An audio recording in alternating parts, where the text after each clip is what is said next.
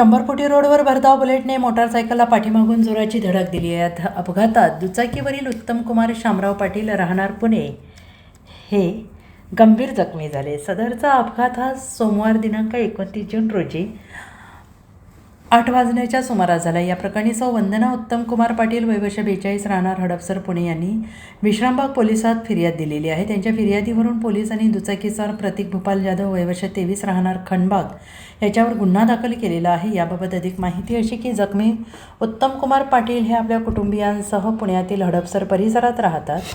पाटील हे सांगलीमध्ये कामानिमित्त आले होते आणि रात्री 8 वाजण्याच्या सुमारास पाटील यांची मोटारसायकल क्रमांक MH42U 6360 वरून 100 फुटी रोडवरून निघाले होते. यावेळी महावीर ऑटो सर्व्हिसेसच्या समोर त्यांची दुचाकी आली असता पाठीमागून संशयित प्रतीक जाधव हा त्याच्या ताब्यातील बुलेट क्रमांक MH10DB 8558 ही भरधाव वेगात घेऊन येत पाटील यांच्या दुचाकीला जोराची धडक दिली.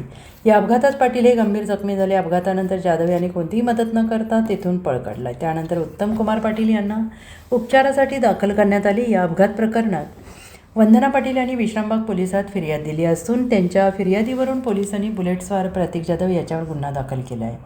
Bureau report SBN Marathi Sangli.